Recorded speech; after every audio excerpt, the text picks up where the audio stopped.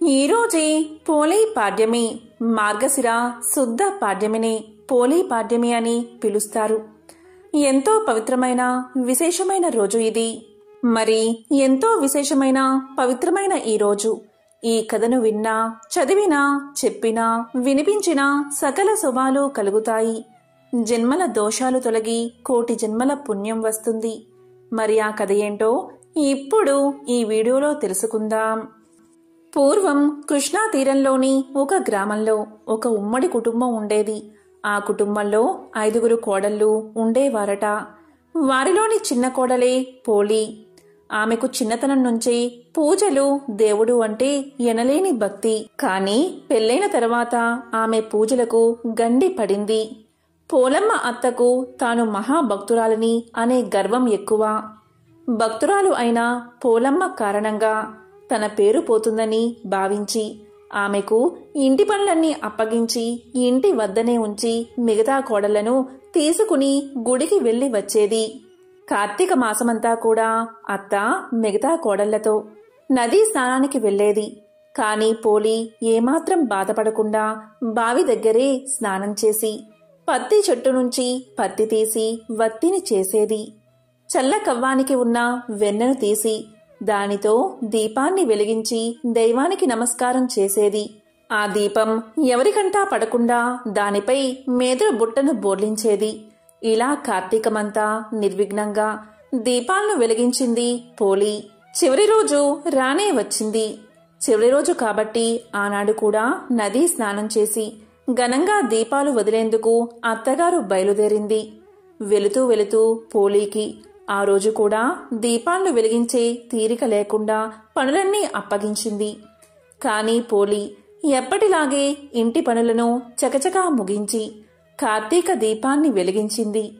ఎన్ని అవాంతరాలు ఎదురైనా, ఎంత కష్టమైనా కూడా ధర్మాచరణ చేసిన పోలీని చూసి దేవదూతలు ముచ్చట పడ్డారు. వెంటనే ఆమెను బొందితో సహా స్వర్గానికి తీసుకెళ్లేందుకు పుష్ప విమానం దివి నుంచి భువికి దిగివచ్చింది. అప్పుడే ఇంటికి చేరుకున్న అత్త, ఆమె మిగతా కోడళ్ళు ఆ విమానాన్ని చూసి అది తమ కోసమే వచ్చిందని మురిసిపోయారు. కాని అందులో పోలి ఉండేసరికి నిర్ఘాంతపోయారు. ఎలా అయినా ఆమెతో పాటుగా తాము కూడా స్వర్గానికి వెళ్లాలి అనుకునే ఆత్రంలో పోలి కాళ్ళని పట్టుకుని వేలాడే ప్రయత్నం చేశారు. కాని ఎంత చేసినా ఉపయోగం లేకపోయింది. విమానంలోని దేవదూతలు పోలికి మాత్రమే స్వర్గానికి చేరుకునేంతటి నిష్కలమైన మనస్సు ఉందని చెబుతూ వారిని కిందకి దించేశారు. ఈ నేపథ్యంలోని తెలుగునాట మహిళలంతా పోలిని తలుచుకుంటూ ఈరోజు ఉదయాన్నే అరటి దొప్పలలో వత్తులు వెలిగించి నీటిలో వదులుతారు. ఇలా వదిలిన అరటి దీపాలను చూస్తూ పోలిని తలుచుకుంటారు. కార్తీక మాసంలో ఏ రోజైనా దీపాన్ని వెలిగించకపోయినా ఈరోజు 30 వత్తులతో దీపాన్ని వెలిగించి నీటిలో వదిలితే కార్తీక మాసమంతా దీపారాధన చేసిన పుణ్యం వస్తుందని పురాణాలు చెబుతున్నాయి. స్త్రీలు పోలీని, దీపాన్ని కూడా మహాలక్ష్మి రూపంగా భావిస్తారు. కాబట్టి చాలామంది ఈ పోలీ దీపాలను పాడ్యమి రోజున వెలిగించుకుంటారు. అందుకే దీన్ని పోలీ పాడ్యమి అంటారు. ఇదే పోలీ స్వర్గం యొక్క కథ. ఎంతో పవిత్రమైన విశేషమైన ఈ కథను ఈరోజు విన్నా, చదివినా, చెప్పినా, వినిపించినా సకల శుభాలు కలుగుతాయి. చివరలో మోక్షం కలుగుతుంది. బృహత్సామ తదాసాంనాం గాయత్రీ చంద్రసామహం మాసానం మార్గశీర్షోహ ఋతూనాం కుసుమాంకం అనే శ్లోకంలో మార్గశీర్షాన్ని నేనే, 6 ఋతువులో పుష్య సౌరభం నేనే. సామవేదానికి చెందిన గానాలలో బృహత్ సామాన్ని నేనే, ఛందస్సులో గాయత్రీ ఛందాన్ని నేనే, శోభ అధికంగా ఉండే వసంతకాలాన్ని నేనే అని భగవద్గీతలోని విభూది యోగంలో ఆ కృష్ణ భగవానుడే వివరించాడు. మొత్తానికి మార్గశిరమంటే నేనే అని శ్రీకృష్ణ భగవానుడే తెలియజేశాడు. ఈ మార్గశిర మాసం మహాలక్ష్మీదేవికి, మహావిష్ణువుకు, సూర్యుడికి ఎంతో ప్రీతికరమైన మాసం. మరి ఎంతో విశేషమైన ఈ మార్గశిర మాసంలో ఈ కథను విన్నా, చదివినా, చెప్పినా, వినిపించినా సకల శుభాలు కలుగుతాయి. ఆ కథే గజేంద్ర మోక్షం కదా. మోక్షాన్ని ప్రసాదించే గజేంద్ర మోక్షాన్ని ఒక్కసారి వింటే చాలు శ్రీ మహావిష్ణువు యొక్క సాన్నిధ్యం లభిస్తుంది. పోతన రచించిన భాగవతంలో గజేంద్ర మోక్షం కథ వివరించబడి ఉంది. ఒకసారి సుఖ మహర్షి పరీక్షిత్ మహారాజుకు ఇలా తెలియచేశాడు. శ్రీ మహావిష్ణువు గజేంద్రుణ్ణి కాపాడడం కోసం భూలోకానికి వచ్చాడని పరీక్షిత్ మహారాజుకు చెప్పగా, అప్పుడు పరీక్షిత్ మహారాజు గజేంద్రుడి కథని వివరించమని కోరతాడు. అప్పుడు సుఖమహర్షి ఇలా చెప్పడం ప్రారంభిస్తాడు. పూర్వం ఒకప్పుడు క్షీరసాగరం మధ్యలో త్రికూటమనే పర్వతం ఉండేది. ఆ పర్వతానికి 3 శిఖరాలు ఉండేవి. ఒక శిఖరం బంగారంతో, ఒక శిఖరం వెండితో, ఒక శిఖరం ఇనుముతో చేయబడ్డాయి. అయితే అందులో ఉన్న అడవిలో అన్ని రకాల జంతువులు ఉండగా ఏనుగులు గుంపులు గుంపులుగా తిరుగుతూ ఉండేవి.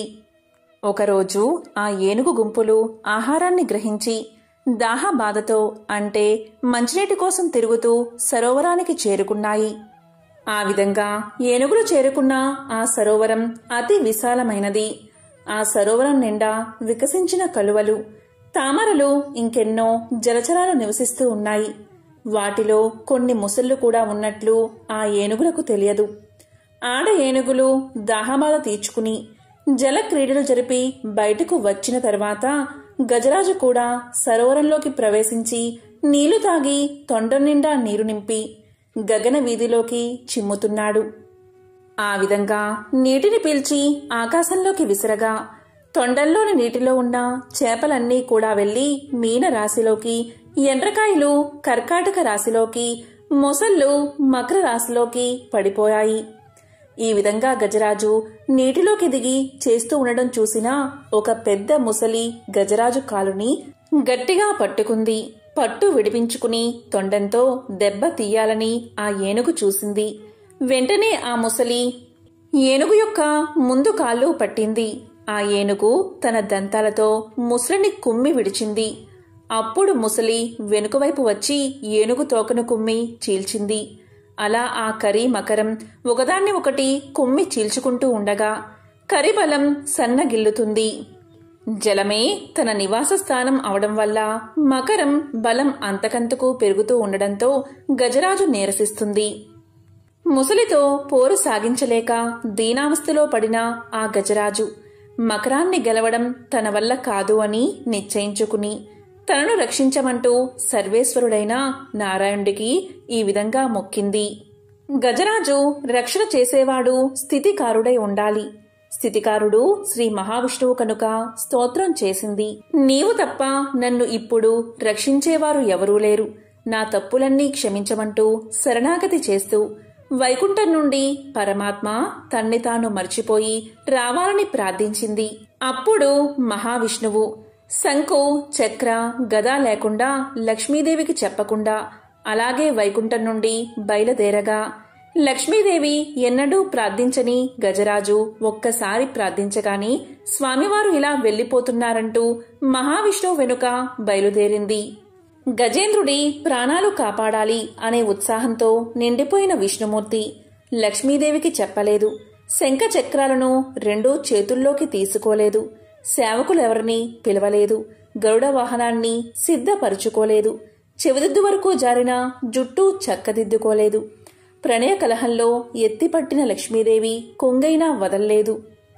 అలా వెళ్తున్న నారాయణ్ణి చూసి మహాలక్ష్మి తన మనసులో ఈ విధంగా ఆలోచించింది. ఏ దుష్ట దుశ్శాసనుడు కబంధ హస్తాల్లోనైనా చిక్కుకుని ద్రౌపదీదేవి వంటి ఇల్లాలు మొరపెట్టుకుంటోందా? మళ్లీ పరమమూర్ఖుడైన సోమకాసురుడు వేదాలు దొంగలించడానికి వచ్చాడా? అసురులు అమరావతిపైకి దండెత్తి వస్తున్నారా? ప్రహ్లాదుడు వంటి భక్తులను హింసించే హిరణ్యాక్షుడు మళ్లీ బయలుదేరాడా అని సంశయించి ఆయన వెంట బయలుదేరింది. ఆ విధంగా గజరాజు ఉన్న సరోవరాన్ని చేరుతూనే తన సుదర్శన చక్రాన్ని విడిచిపెట్టగానే విస్ఫులింగాలు చిమ్ముతూ ఆ సుదర్శనం మరుక్షణంలో సరోవరంలోకి ప్రవేశించి ఆ ముసలి తలను ఖండించింది. అప్పుడు గజేంద్రుడు ఊపిరి పీల్చుకుని కొల నుండి వెలువడి కరణీ బృందాన్ని చేరి సంతోషంతో తొండం ఎత్తి పలకరిస్తాడు. అప్పుడు శ్రీహరి తన పాంచజన్యాన్ని అంటే శంఖాన్ని పూరిస్తాడు. ఆ శంఖపు ధ్వని శత్రుజనానికి హృదయ విదారకరం, సజ్జనులకు ఉల్లాసభరితం కలిగిస్తుంది. నారాయణుడు తన కరస్పర్శతో ఆ కరిని అనుగ్రహిస్తాడు. ఆ అనుగ్రహంతో ఆ గజరాజు వైకుంఠాన్ని చేరుకుంటాడు. నిరంతరం ఎవరైతే శ్రీహరిని స్మరిస్తారో వారిని ఎప్పుడూ నేను విస్మరించను అని శ్రీదేవికి చెప్పగా, ఆ లక్ష్మీదేవి దీనుల మొరవిని వారిని రక్షించే శ్రీ మహావిష్ణువుతో రావడం కంటే భాగ్యం ఏముంటుందని పలుకుతుంది.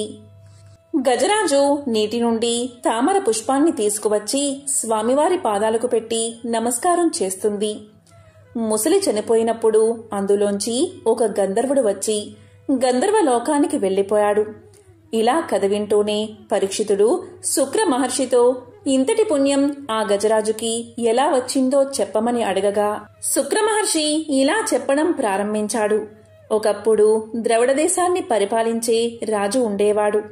అతడు అష్టాక్షరి మంత్రోపదేశాన్ని పొంది ఒక పర్వత శిఖరానికి చేరుకుని అక్కడ అష్టాక్షరి మంత్రం ఉపాసన చేద్దామని భావించి అక్కడే మంత్రజపం చేస్తూ ఉండగా అక్కడికి అగస్త్య మహర్షి వచ్చాడు. అయితే మంత్రజపం చేస్తున్నానని మహర్షి వచ్చినా లేవకపోవడంతో ఆగ్రహించిన అగస్త్యుడు ఏనుగు యోనియందు జన్మిస్తావు అని శపించాడు.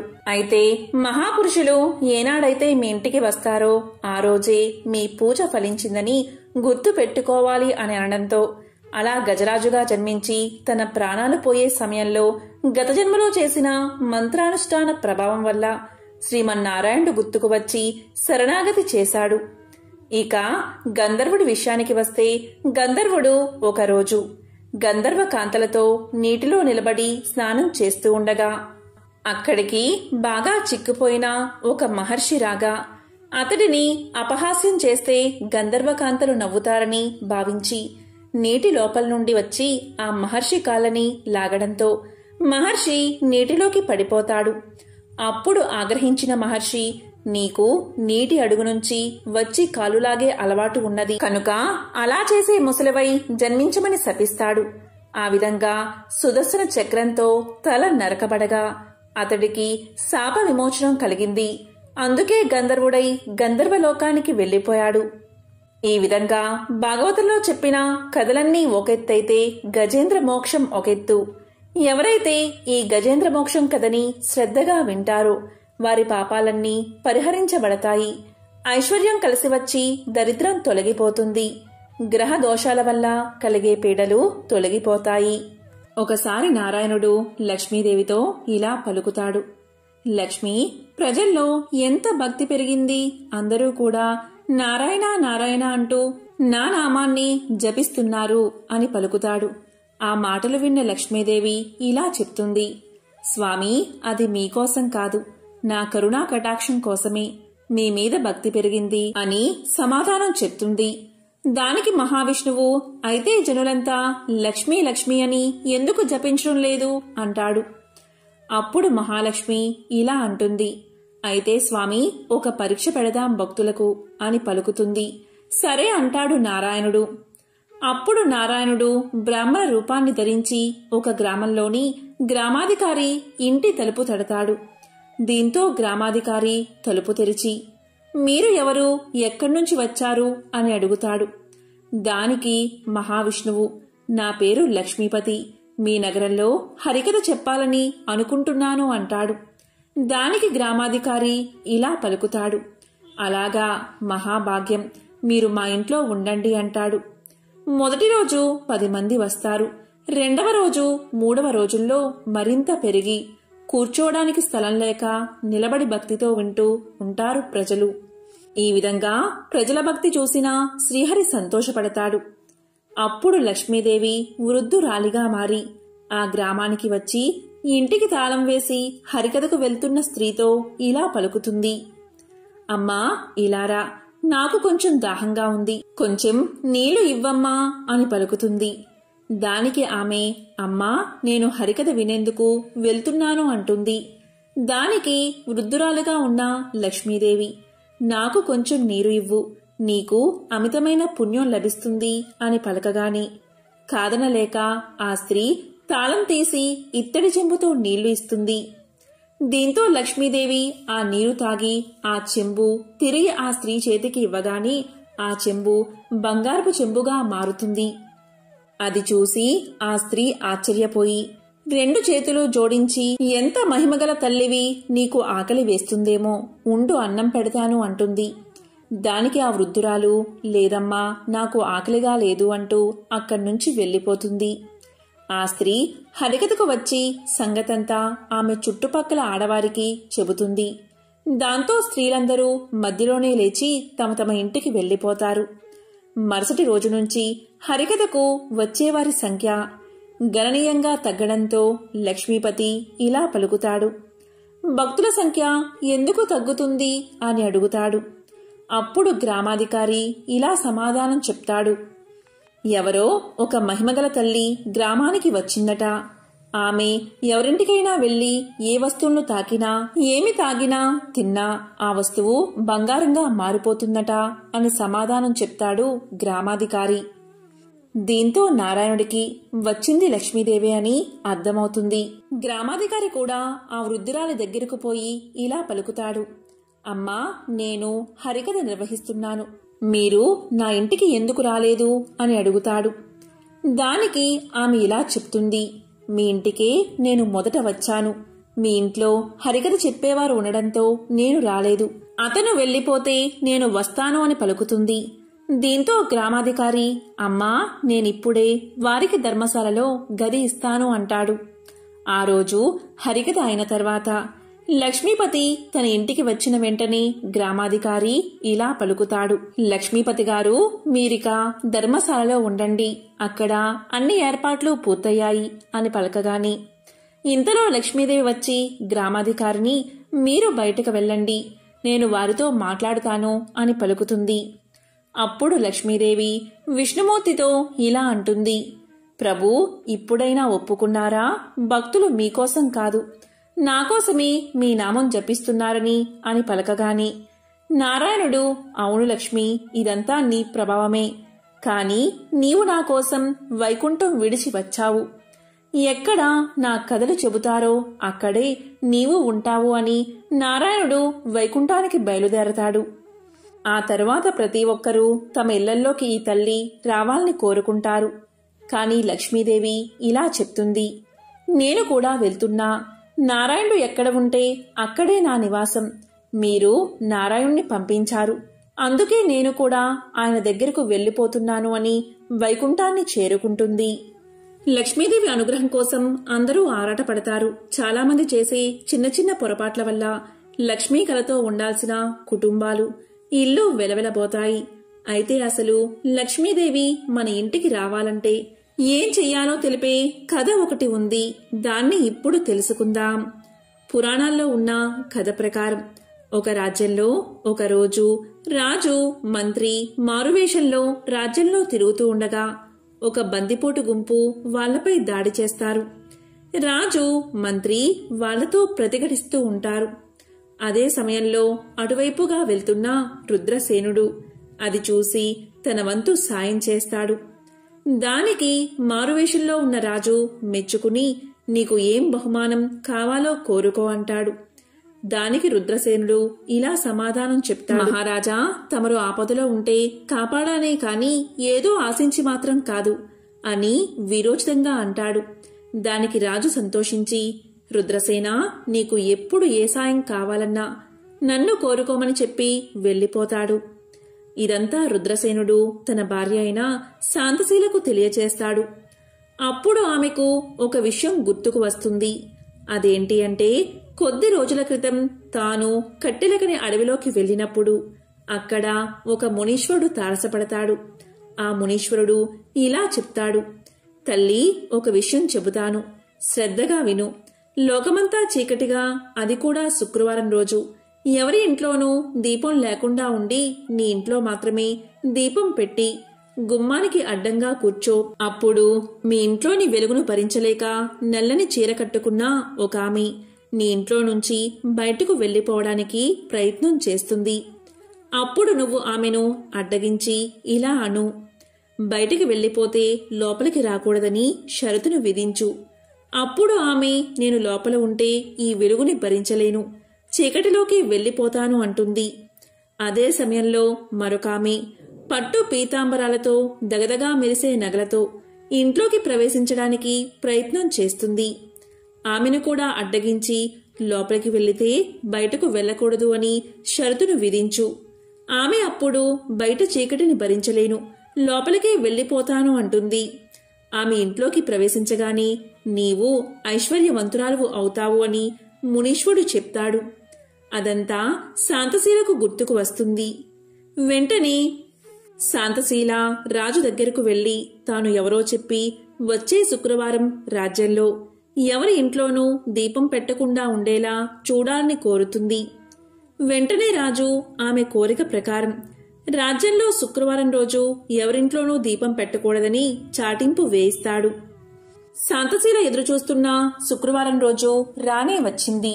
ఆ రోజు సాయంత్రం రాజ్యంలో ఎవరూ కూడా దీపం పెట్టకూడదని రాజు చాటింపు వేయించడంతో ఎవరూ కూడా దీపాన్ని వెలిగించరు. కాని శాంతశీల తన ఇంట్లో దీపాలను వెలిగిస్తుంది. అదే సమయంలో నగర సంచారానికి వచ్చిన శ్రీ మహాలక్ష్మీదేవి రాజ్యంలో ఏ ఇంట్లోని కూడా దీపం వెలిగించకుండా ఉండడంతో ఆ చీకటికి ఎంతో బాధపడుతుంది. ఒక్క శాంతశీల ఇంట్లో వెలుగుతున్న దీపాలను చూసి ఎంతో సంతోషించి లోపలికి ప్రవేశించడానికి గుమ్మం దగ్గరకు చేరుకుంటుంది లక్ష్మీదేవి. ఇదే సమయంలో లోపల ఉన్న వెలుగుని భరించలేక ఇంట్లో ఉన్న జ్యేష్ఠాదేవి బయటకు రావడానికి ప్రయత్నిస్తూ ఉండగా శాంతశీల అడ్డు వెళ్లి అమ్మా, ఒక్కసారి బయటకు వెళితే మళ్లీ లోపలికి రాకూడదని షరతును విధించగా ఆ షరతుకు ఒప్పుకుని జ్యేష్ఠాదేవి బయటకు వెళ్లిపోతుంది. జ్యేష్ఠాదేవి బయటకు వెళ్లగానే లక్ష్మీదేవి పట్టు పీతాంబరాలతో దగదగా మెరిసే బంగారు నగలతో లోపలికి వెళ్లడానికి ప్రయత్నం చేయగా శాంతశీల మళ్లీ అమ్మవారిని అడ్డగించి అమ్మా లక్ష్మీదేవి, సంపదల దేవత, ఐశ్వర్యప్రదాయిని, నీవు లోపలికి వెళ్తే మళ్లీ బయటికి రాకూడదని షరతును పెట్టగా అందుకు లక్ష్మీదేవి ఒప్పుకుని ఇంట్లోకి ప్రవేశిస్తుంది. మునీశ్వరుడు చెప్పినట్లే చేసి శాంతశీల ఐశ్వర్యవంతురాలవుతుంది. కాని శుక్రవారం ఎవరూ దీపం పెట్టకుండా రాజుగారితో ఆజ్ఞ వేయించినందుకు చాలా బాధపడుతూ ఉంటుంది శాంతశీల. అప్పుడు లక్ష్మీదేవిని ప్రార్థించగా లక్ష్మీదేవి ప్రసన్నురాలై ఇకపై ప్రతి శుక్రవారం సంధ్యా సమయంలో ఎవరైతే దీపం పెడతారో వారింట్లోకి నేను ప్రవేశిస్తాను అని వరాన్ని అనుగ్రహిస్తుంది. ఎవరైతే సంధ్యా సమయంలో తప్పకుండా దీపాన్ని వెలిగిస్తారో వారు శ్రీ మహాలక్ష్మి యొక్క కరుణా కటాక్షాలకు పాత్రులవుతారు. ఇది లక్ష్మీదేవికి సంబంధించిన కథ. పూర్వం అవంతి నగరంలో ధర్మయ్య, శ్యామల అనే దంపతులు ఉండేవారు. ధర్మయ్య వడ్రంగి పని చేసుకుంటూ జీవితం గడిపేవాడు. ఆ దంపతులకు 3 కుమార్తెలు. ఒక సంవత్సరం కరువు కాటకాలు వచ్చి ధర్మయ్యకు పని దొరకక ఇల్లు గడవడానికి కూడా చాలా కష్టపడ్డాడు. ఆ తరువాతి సంవత్సరం కూడా కరువుతో దేశమంతా అల్లాడిపోయింది. ప్రజలందరూ తిండి గింజలు దొరకక నానా ఇబ్బందులు పడ్డారు. ఇక ధర్మయ్య పరిస్థితి ఇంకా దారుణంగా ఉంది. తినడానికి 2 పూటలా భోజనం కూడా దొరకక మరమరాలు తింటూ ఇల్లంతా కాలం గడుపుతున్నారు. కాని ఆ దంపతులిద్దరూ ఇంత కష్టకాలంలో కూడా భగవంతుణ్ణి మరవలేదు. వారి ఇంట్లో తరతరాల నుండి వస్తున్న శ్రీ లక్ష్మీనారాయణ విగ్రహం ఒకటి ఉంది. ఆ విగ్రహాన్ని రోజు భక్తి శ్రద్ధలతో పూజించేవారు. రోజు ఏదో ఒక పదార్థాన్ని తప్పకుండా నైవేద్యంగా పెట్టేవారు. అయితే 2 సంవత్సరాల నుండి కరువు వల్ల ఇంట్లో ఏ పదార్థమూ లేకపోవడం చేత ఈ ఇంటి ఆవరణలోని తులసి మొక్క నుండి ఒక దళాన్ని శ్రీ లక్ష్మీనారాయణలకు భక్తితో కళ్ళుకు అద్దుకుని సమర్పించేవారు. రోజులు ఇలా గడుస్తూ ఉండగా ఒకరోజు రాత్రి 10 గంటల సమయంలో ఎవరో తలుపు తట్టిన శబ్దం వినబడింది. ఈ వేళలో ఎవరు వచ్చి ఉంటారా అని ఆలోచిస్తూ తలుపు తీసిన ధర్మయ్య దంపతులకు మధ్య వయస్కులో ఉన్న ఒక ముత్తైదువు కనిపించింది. ఆమెలో ఏదో ఒక దివ్య తేజస్సు ధర్మయ్యకు గోచరించింది. ఇంత రాత్రివేళ ఇలా ఒంటరిగా వచ్చినా ఈమె ఎవరై ఉంటుందా అని ఆలోచిస్తూ ఉండగా ఆమె వీరితో ఇలా పలుకుతుంది.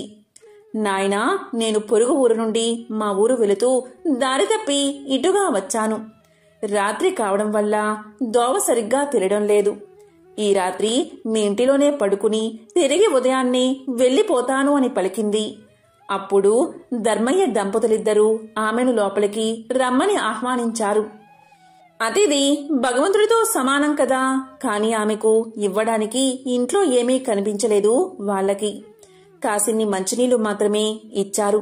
ఇంట్లో పడుకోవడానికి ఒక చాప మాత్రమే ఉంది. ఆ రాత్రి ఆమె ఆ చాపపైనే నిద్రించింది. తెల్లవారగానే వెళ్లడానికి సిద్ధమైంది. అప్పుడు ధర్మయ్య దంపతులిద్దరూ ఆమెతో ఇలా అన్నారు.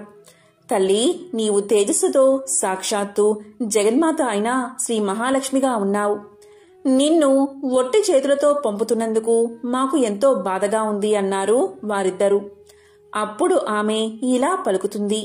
దంపతులారా, మీరు చింతించవద్దు. మీ ఇంట్లో ఉండడానికి ఒప్పుకున్నారు, అదే చాలు అంది. అప్పుడు శ్యామలమ్మ ఆమెకు బొట్టు పెట్టి పంపించింది. ఆమె వెళ్లిన తర్వాత కాసేపటికి ఇంట్లో ఏదో చప్పుడు వినిపించింది.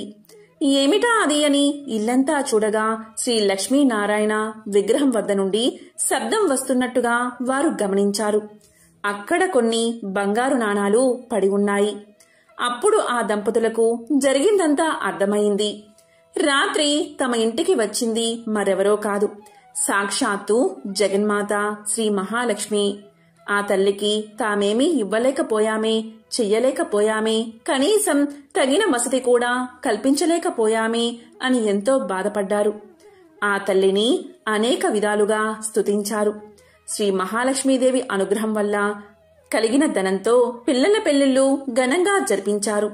జీవించినంతకాలం సుఖంగా జీవించి ఎన్నో సత్కార్యాలు చేసి చివరకు ముక్తిని పొందారు. దీపం లక్ష్మీ స్వరూపం. ధర్మయ్య దంపతులు రోజూ శ్రీ లక్ష్మీనారాయణ విగ్రహం వద్ద దీపం వెలిగించేవారు. ఎంతటి కష్ట సమయంలో అయినా దీపారాధన మాత్రం మానలేదు. అందువల్ల శ్రీ మహాలక్ష్మీదేవి ఎంతో సంతోషించి వారిని అనుగ్రహించింది. దీపం జ్ఞాన స్వరూపం, దీపం ఐశ్వర్య స్వరూపం.